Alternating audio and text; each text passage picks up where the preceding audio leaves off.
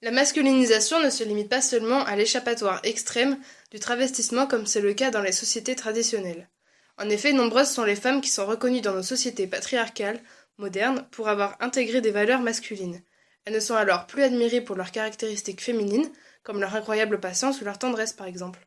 Commençons par définir ce qu'est une société patriarcale. Oh, c'est ce que j'allais demander. Au bout de 3 vidéos, je commence à pas te connaître quand même. Le patriarcat est une forme d'organisation sociale et juridique fondée sur la détention de l'autorité par les hommes. En même temps, une femme ne pourra jamais être présidente. C'est un métier d'homme, enfin. Non, mais tu veux dire quoi par un métier d'homme d'abord? Non mais c'est vrai, quoi. Les femmes ne sont pas capables de taper du poing sur la table et de s'imposer face à un grand chef d'État. Les femmes sont pragmatiques et réfléchies. Elles n'ont pas le goût du risque comme nous, les mâles chasseurs. Va dire ça à Angela Merkel. Néanmoins, je dois quand même te concéder cela. Peu de femmes accèdent au poste de chef d'État. En Europe, elles sont seulement 6 à diriger un pays ou un gouvernement. Et ce sont lesquels? Eh bien, dans la catégorie chef d'État, nous avons Marie-Louise Colero-Preca, présidente de Malte depuis 2014, Kolinda Grabar-Kitarovic, présidente de la Croatie depuis 2015, et Dalia Grybauskaite, présidente de la Lituanie depuis 2009. Et pour ce qui est de la catégorie chef de gouvernement, elle est composée de Beata Szydło, première ministre de la Pologne depuis 2015, de Theresa May, première ministre du Royaume-Uni depuis 2016 et bien sûr d'Angela Merkel, chancelière fédérale de l'Allemagne depuis 2005. Bah oui, le genre dicte aux hommes d'attacher de l'importance à la compétitivité et pas aux femmes. Normal qu'ils réussissent mieux dans une société où ce sont eux qui ont le dessus. Exact. D'ailleurs, les femmes souhaitant accéder à des métiers d'hommes comme la politique, le sport, l'ingénierie, la chirurgie ou encore n'importe quel poste à responsabilité sont parfois obligées de renoncer à ce qui fait d'elles des femmes. Qu'est-ce que ça veut dire renoncer à ce qui fait d'elles des femmes? Elles ne se font pas exciser à ce que je sache. Dans nos sociétés, non, mais dans d'autres... Dans le cas du management ou des postes à responsabilité, nombreuses sont les femmes qui disent avoir laissé de côté leur rôle de mère pour se consacrer entièrement à leur carrière, ou l'inverse. Ségolène Royal, femme et ministre française, affirme en 2014 dans un documentaire sur France 5 « Par rapport à toutes les femmes dont on dénie l'intelligence sous prétexte qu'elles ont des enfants, je voulais montrer qu'on peut continuer à être ministre et en même temps assumer le fait d'avoir 4 enfants. » Elle fait référence au lendemain de son accouchement, le 2 juillet 1992, lorsqu'elle est filmée par des chaînes de télévision à la maternité. En assumant la médiatisation que lui apportent ses responsabilités politiques, elle a souhaité montrer aux femmes qu'être mère et ministre n'était pas incompatible. Mais pourtant, ça me paraît normal que les femmes aient besoin de repos après avoir donné naissance à un être humain. Oh ça va, hein. Elles ont minimum 6 semaines avant d'accoucher pour se reposer, pour ensuite demander les congés maternité. Après, il faut pas se plaindre que les entreprises trouvent plus sûr d'employer des hommes, hein. J'aimerais faire comme si je n'avais pas entendu cet argument irréfléchi mais pourtant tellement répandu. De nos jours, il est possible, par d'innombrables moyens, de choisir le moment d'avoir un enfant en prévoyant sa grossesse, ou même de stopper celle-ci, dans les cas extrêmes. Cela ne peut plus être un prétexte de refus d'emploi. Mais alors, si l'on poursuit notre réflexion, l'oubli conscient du rôle des parents est-il vraiment une preuve de masculinisation? Ou bien plutôt un vrai retour dans le passé? En effet, dans les années 20, 20% des ouvrières accouchaient à l'usine. Tu imagines? D'ailleurs, même si le congé maternité existait déjà en 1909, il n'était absolument pas rémunéré et les Françaises ne touchaient donc rien pendant 8 semaines. Tu trouves ça injuste? Eh bien, dis-toi que les Américaines, par exemple, n'en ont toujours pas de nos jours. En fait, certaines femmes deviendraient en quelque sorte des caricatures d'hommes pour pouvoir mieux réussir dans les milieux professionnels. D'ailleurs, la plupart des gens pensent que les femmes managers sont plus dures que les hommes. Mais pourquoi? Elles ont quelque chose à prouver? Eh bien, techniquement, non. Mais la réalité est tout autre. Souvent, dans une entreprise, par exemple, on remarque qu'une femme doit prouver qu'elle est capable de diriger un groupe pour être respectée par ses pairs, ses supérieurs ou même ses employés. Et pour cela, elle préférera mettre en valeur ses attributs dits masculins, comme l'autorité, la force de caractère et la compétitivité, tout en étant plus ferme que les hommes. Ah oui, je vois. Mais c'est comme ça tout le temps? Non, bien sûr. Ce n'est pas toujours le cas, et certaines femmes parviennent à concilier vie de famille et métier à haute ou moindre responsabilité, tout en conservant leurs valeurs et les façons d'être. Mais les couples ne sont pas censés se partager l'organisation de la vie de famille? Non. Vu que moi, je ramène déjà l'argent, je ne peux pas en plus m'occuper des gosses.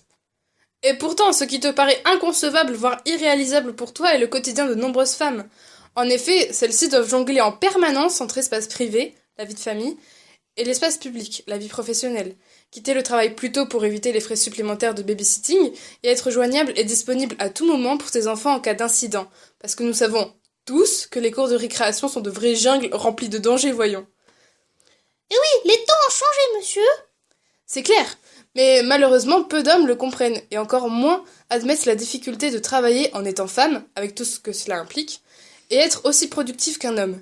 Ils ne tiennent pas toujours compte de l'organisation familiale. Et puis quoi encore? Une nana qui est en travail à 17h parce que son mioche a la grippe. En gros, elle ne fait que passer. Elle est où la productivité? C'est vrai quoi. Mais c'est justement ça le problème. La difficulté de concilier les deux. Dans le journal L'Express, Hélène, 48 ans, déclare « Pour être une bonne mère, j'ai longtemps travaillé à temps partiel. Cela met en évidence que la masculinisation de la femme est un réel problème. En effet, au travail, il est difficile de faire coïncider ces aspects féminins et masculins de façon harmonieuse et équilibrée. Soit on est une superwoman et on arrive à tout gérer, soit on est une femme flexible et docile qui doit décider quelles sont ses priorités. » Mais en fait, la masculinisation s'applique uniquement au travail? Non, c'est un phénomène que l'on peut observer dans bien d'autres domaines. Tiens, par exemple, prends la mode vestimentaire. C'est bien un truc de fille ça, la mode. Alors pour toi, Paul Lagerfeld, Jean-Paul Gaultier ou encore Yves Saint-Laurent et Christian Dior ont des faciès féminins? Depuis l'Antiquité, les corps des femmes sont enveloppés dans d'innombrables couches de tissu, leurs bustes enserrés dans des corsets trop étroits pour amincir la taille ou cambrer davantage le dos, et leur forme était cachée par pudeur et par respect envers la bienséance. Montrer ne serait-ce qu'une cheville était signe de frivolité et frôler l'outrage. Malgré cela, au fil des siècles, les robes raccourcissent et les corps féminins se dévoilent peu à peu, jusque dans les années 30 où les corsets laissent petit à petit place aux soutiens-gorge et les jupes courtes mais strictes sont préférées aux robes. Robe, jupe et les pantalons dans tout ça? Ah, bonne question. Sache que dans la France de 1800, il fallait obtenir une permission de travestissement, uniquement délivrée par la police pour pouvoir s'habiller comme un homme, sinon tu étais considéré comme hors la loi. Toutefois, cette interdiction a été modérée par 2 circulaires, l'un en 1892 et l'autre en 1909, autorisant le port féminin du pantalon si la femme tient par la main un guidon de bicyclette ou les rênes d'un cheval. Cette loi obsolète, totalement en désaccord avec notre constitution actuelle, et également complètement oubliée de tous, n'a pourtant été abrogée définitivement qu'en 2013. Oh, c'est fou! Et qu'en est-il de maintenant, je veux dire, de nos jours? C'est très simple. La masculinisation se traduit par une véritable volonté des jeunes filles ou des femmes de tous milieux sociaux de cacher leur forme, par des suites à capuche trop grands, achetés au rayon homme tout en gardant une certaine touche de féminité, en chaussant des jolies paires de baskets de marque. Pourquoi ils auraient envie de cacher leur forme? Se vêtir non pas comme, mais plutôt à la manière des hommes, est aussi un synonyme de liberté. Si l'on montre trop ses formes, par une petite jupe moulante ou un décolleté jugé trop profond, en soi si l'on montre un peu trop ses attributs féminins en public, il est courant de recevoir bon nombre de remarques, d'injures ou de plaisanteries mièvres sur notre bon petit cul ou sur nos seins qui jouent à la provoque.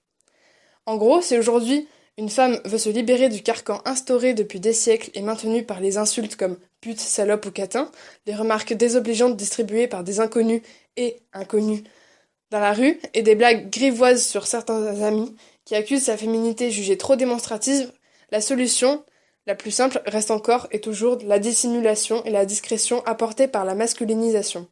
Du look hip-hop noir, punk rock, militaire ou workwear, un point commun, c'est masculin. Mais alors, quelle serait la solution pour que les femmes puissent sortir de ces stéréotypes sociétaires tout en gardant leur féminité? Selon la théorie des extrêmes, si ces exemples de masculinisation destructeurs du genre féminin sont dus à une société beaucoup trop patriarcale, alors on pourrait imaginer qu'une société plus féminisée serait la solution, à savoir un matriarcat.